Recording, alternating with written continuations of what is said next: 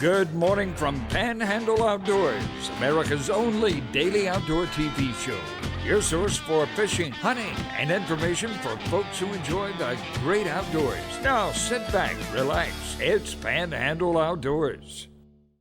Good morning, folks. Welcome to Panhandle Outdoors. I'm Winston Chester. Glad to hear this morning. I know I promised you a special guest, but this is even better. I'm back. So, sometimes things just don't work out, and I always gone by this motto, blessed or the flexible. And in my career as a teacher and a coach and doing different things in my life with different families and all, we have to be flexible, and you know that. So I'm very blessed to have good folks behind me and always here ready to take over and do things. So Jeff's coming through on everything he's done, so I appreciate it.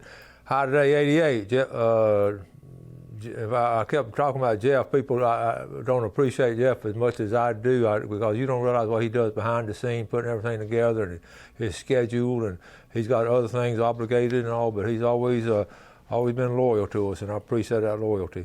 Water temperature 86.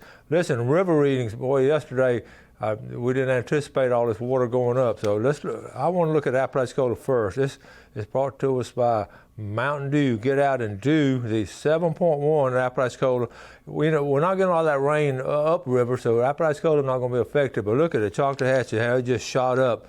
We were talking about some low readings yesterday. It was like a 1 or 2 yesterday. Now it's an 8. It's going up to 8 Thursday and today and Friday. It's going to be up to 8 foot. I mean, that's a quick jump.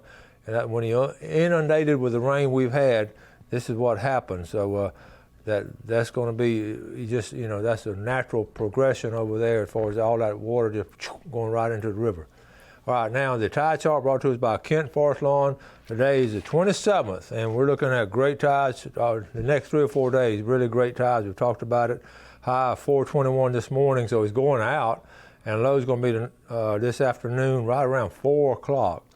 Now, wind, we're still getting the effects of the wind. It's still in double digits. It's at 13. It's coming south-southeast, and tomorrow it's going to start coming more out of the west as the storm goes up. It'll start sort of circling around, so we'll get some of that west wind as it starts going north of us. You all are well aware how that affects us and all, but fortunately we survived these 2 bullets, and we'll just be ready for the next one. All right, let's take a break. We'll be right back.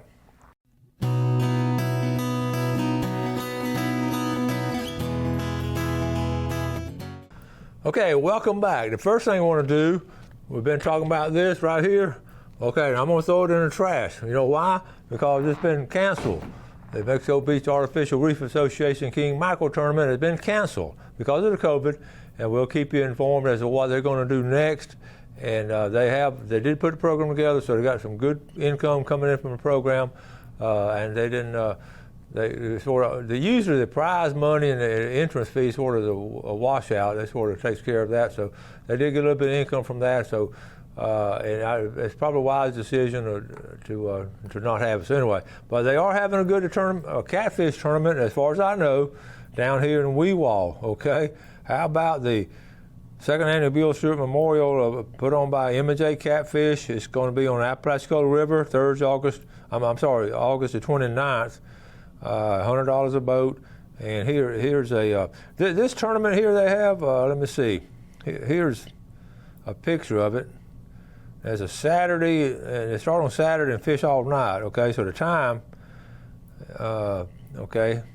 George Gaskin Wayside Park, August the 29th at 5, and it ends at next. Remember how they fish during the night. So it starts at 5 o'clock. You fish all night, and then bring it in. You got to be in by 10 o'clock.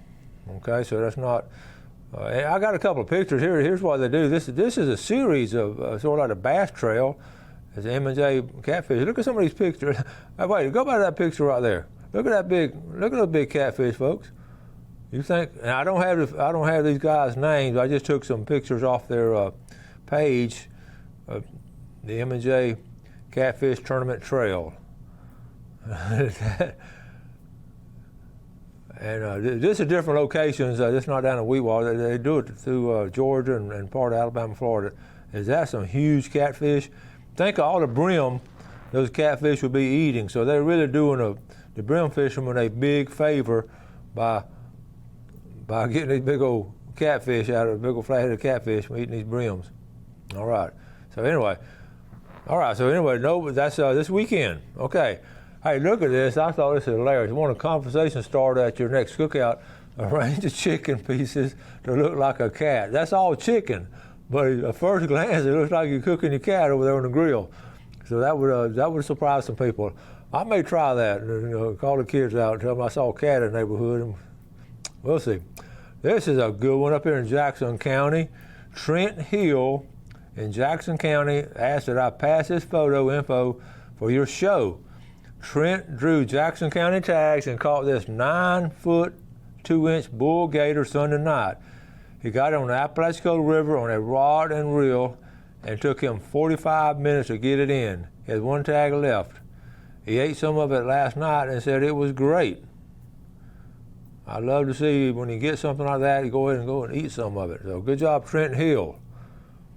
Paul Winterman, this is one of his pictures here. Look at the reflection there in the water. Is that not? I thought that was special. That's the only one I'm going to show you on this one, but great job right there. The patience you have to get that. Fish about twice a day before you get there and after you leave. And I always look at boats when I see pictures like this, and that boat's built with that bow like that, so that boat is built for sort of the white water, some of the big rivers out west. I thought that's a cool design there. And also, in the early years, they had them here on the water. Okay, I want to read this. This is from Deb Crumknocker, one of our loyal viewers. This is good afternoon, Winston. Our daughter and her family from Tennessee had a blast scalloping on their first scallop trip. They said it was like an Easter egg hunt underwater, which it is. They had a great big smile on their faces when they got back on the boat with their net bags with scallops to show us what they had found. I think this may be an every year trip for them. Here's a picture from the bay to the table. Have a wonderful, blessed day, Deb. Okay, so here they are here, and I'm glad y'all going to turn that into an annual trip. Now, okay, this is when you first open up the shell. This is all what we call the guts around it. And then you sort of clean them off, and that's how it should look, okay? And then you got them cleaned in a bowl there, and then you got them cooked up with some fresh shrimp. Don't that look good? Good job, Deb. All right, the other day, this lightning strike is right here at Panama City Beach, and I've got all kind of pictures of it, but this is at a state park. This is on the state park pier. Look at that lightning strike. Actually, the fire department, some of those guys were out there at the time, and somehow they got that picture at the same time. But is that not a classic lightning strike? And there were some surfers down toward the jetties, and every one of them, I've read some of their comments, every one of those surfers felt the tingle in the water, and they immediately got out. They quit surfing, but the storm had got the waves up, so they wanted to surf. So anyway, that's some nature. We got some more pictures. Let's go and take a quick break, and I'll be right back.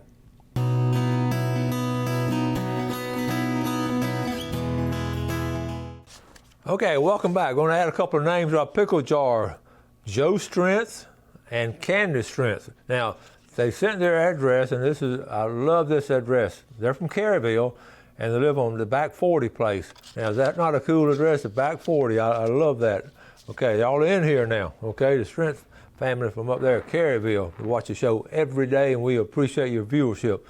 Let me mention, I've got a couple more pictures of scallops. Let me go and show, let me see.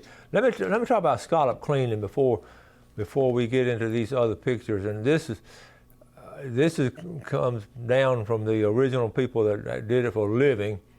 And I look at different pictures and all kind of people have different things that they do. So let me suggest what I do and how it's been passed down to me. We just take, a lot of people keep the scallop in the ice chest on ice. And that's the worst thing you can do because they're just going to clam up. They're going to be really hard to open. And some people keep them in water the whole time. And the same way, they're going to act natural and stay closed up. Here's what the old timers did. And when I say the old timers, to give you a little bit of history on it, they used to have scallop houses here on the bay and East Point, different, like they have oyster houses in East Point, they had scallop places here. And there was one, I can vaguely remember, and then the old timers told me there was one where Captain Anderson's restaurant, because Grand Lagoon used to be full of scallops. There's one up there in Southport. I'd bring them up there because of the West Bay area had them. And then there's one over there in Millville because they're over there around Tyndall Point before Tyndall was there. So those 3 places. And there were ladies in there that would shuck them during the season. And what they did, when the boats brought them in, they had them in like a wash tub, and they would dump them out on a table, okay? And they would spread them out.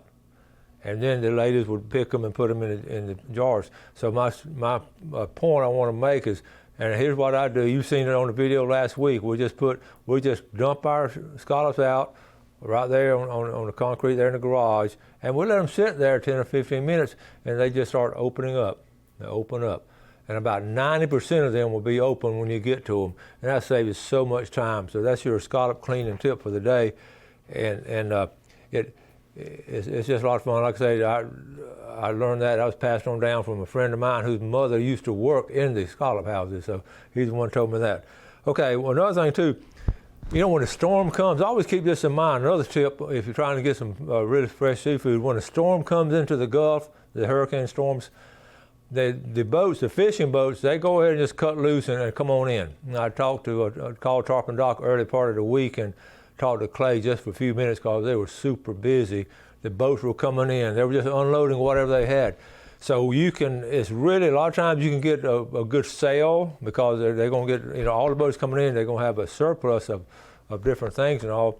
They're not going to give it to you, but you can get some good prices on it. It's a good time to make sure, you're going to get it fresh, because it's always fresh down there, but you're going to get a lot of good fresh seafood. So keep that in mind when the storm is coming into the Gulf and they're just sort of positioning themselves. Those captains are out there and they know exactly what to do and when they're going to do it and when they're going to pull those lines. It's not like pulling that cane pole, wrap it up, get in there. They got to get all that stuff, set up, and then they got to make it all the way in. So it's a process to go through those captains, and they do a good job on it. So it has a lot of effect. Let me show you one more. Scallop picture, okay? This is from Richard Jackson. He took my oldest son and daughter scalloping in St. Joe Bay. Had a great time. My girl loved to scallop. Look at those cleaned up. Don't those look good? And here's Richard and his family there. Thank you, Richard, for sending me that email. And look at those happy faces. Now, does that not make you happy to seeing that? Good job. Okay. So I just wanted, while we're talking about scallops and all, again, they're going to start thinning out now as we're getting into Labor Day. There's been a lot of pressure on them, so they're going to start thinning out. Be aware of that. Okay, let's jump to another subject. One thing I wanted to show you, I've got 2-3 reports with some just storm observations. And I wrote these down. I like just write my thoughts down. A lot of times I do it driving or something, or when I'm sitting in my chair looking out on the water. And as the storms are coming through, and we did get some effects. Remember, we had tornado warnings, Tuesday afternoon maybe, or Monday afternoon. And I was watching when we had a tornado warning now, not a watch, up there. It never did develop, but between Lynn Haven and Southport and 231 or whatever, that's where they all came on and said. So that's right where I'm at. And what I got a kick out of, I was looking out in the water because I had my camera ready. I was going to take a picture of a tornado coming if I could see it. Then I was going to duck. But what I saw some motion in there. It was a pelican diving down to get some bait fish. He just splashed in the water. It didn't affect him. I don't think he got a memo that there was a tornado warning in that part of the bay system. But what I was thinking, I got to thinking about it. What happens when those little things stir nature up. When I say stirred up, those bait fish and all, they sort of congregate, and the wind, keep pushing them up there. So they pushed up there close to my house, and the old pelican, this one, his first storm he'd been through, he knew they were going to be there, so he was a dive bomb. I just got a kick out of that. A couple other things, and right after that, a hummingbird came up to his feeder. It wasn't bothering him because he was hungry. So I got a hummingbird feeding, I got a pelican diving for bait fish, and we're on a tornado warning. I was talking to myself, that was cool. And then the birds came in, and they were feeding on the ground. They couldn't feed because the bird feeder was swaying back and forth. They fed on the ground. Another thing, all that rain we had, and keep this in mind. I know we all know this, but I had evidence again. The ground becomes so soft and saturated. I watched my bird but the pole I had my bird feeder on sort of sticks in the ground. He just went, it just it fell down. And I told Gail, the tornado blew it down. Look, the tornado blew it down, but it was just that soft ground. And let's see, and another thing too, the wind, keep in mind too, I wrote down, the wind just keeps on blowing like it has, even after it goes, we still get that breeze and all, which is an excellent time to get in the outdoors and do some outdoor stuff, go up to your property or get out in the woods. Because when you got that steady breeze in August, it's a good time to do that. So I just wanted to pass on some storm observations where nature keeps on going, and it's going to be, if they're hungry, they're going to eat. I wish I'd have filmed that pelican diving down. He was completely oblivious to the fact we were in a tornado warning. All right, let's take a break. We'll be right back.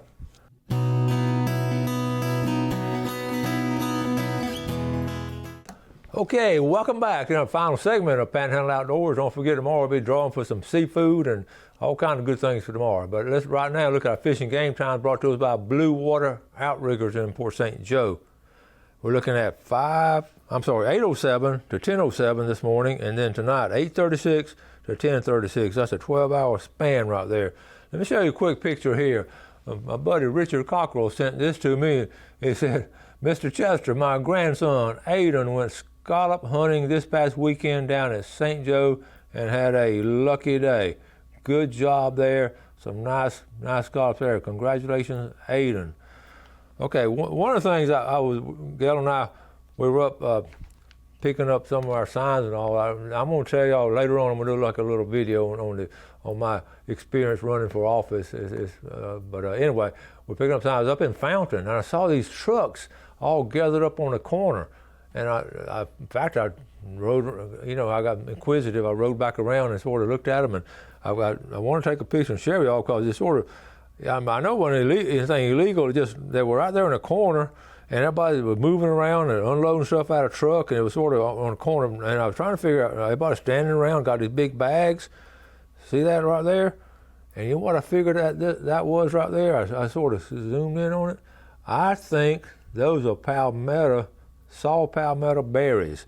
And I think they were selling them. Then I got curious of what was going on, so I looked at the price, and there's a market, a legal market, and they're 32 cents a pound. I think those, say, a 100-pound bag, that's $32 a bag, I guess, but that's a lot of hard work. But again, I would love to interview some folks that know a lot about this. I took, let me show you, here's a picture right here. This is a palmetto, and some of y'all are not sure what we're talking about.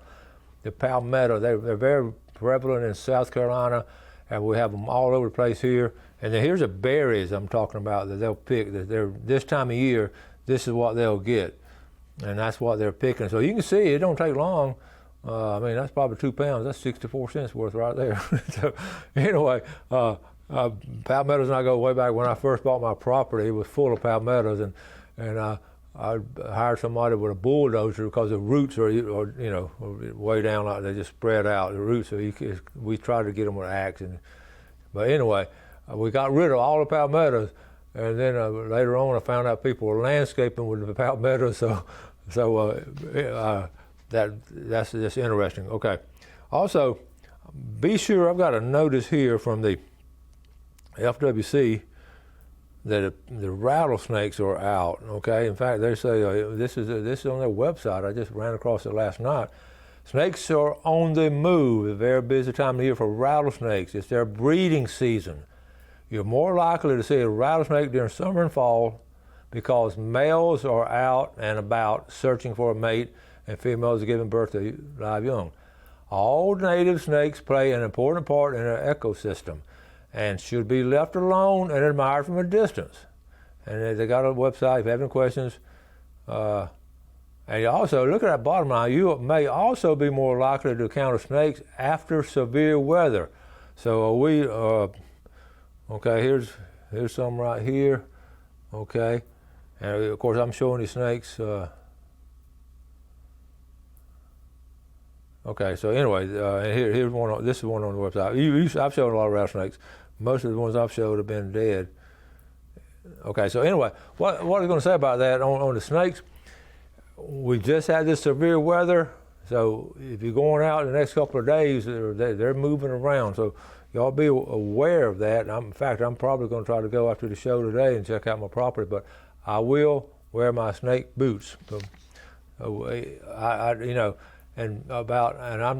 talked about, I'm not going to shoot a snake just for the heck of it. But if he's in my yard, around my kids or animals or something, I'll usually dispense with it. But just going out there shooting them, we just don't do that anymore. As a kid, we did it. And remember, also you could get them out of the gopher holes. We'd pour gasoline in there, and back then that was accepted practice. You can't do that anymore. Don't do that. The gopher holes, usually, we didn't know at the time, a lot of times we'd have gophers in them, but there were so many gophers out there, we didn't think it was any big deal. And it was just an open place like that. So, okay, I want to show you, talking about nature and all. Here's a nature shot. Y'all know where Bird Island is. If you're on a Hathaway Bridge looking out toward the Navy base, this is called Bird Island, sort of over there by where all the big ships are. The original shipyard was there. Anyway, someone sent a picture. That's an eagle just sitting there at Bird Island, ready to get some food. So I thought, what a natural shot right there. So there's a distance off, but look at that eagle there. And we've been blessed with this comeback on the eagles. And I just want to, again, tell people how important they are to the ecosystem. So all these things, they all fit together for our system and all, and just killing something indiscriminately. By the way, talking about killing stuff, Michael Harris answered my question about why people want to shoot crows. He said because they're eating the crop and everything, so that's why people they come in eating the corn and peas and butter beans and everything. So that's why people are shooting crows. So and that's all legal and it's a sport. So anyway, thank you, Michael, for keeping me posted up on that. Gonna have to start wrapping things. Got several more things to do, but we'll try to pick it up tomorrow. Don't forget we have the drawings tomorrow. I got a fishing report tomorrow and some good news too coming out about some good fishing ahead for us. So appreciate the viewership. Do something good today, fellow man. You have a great day and God bless.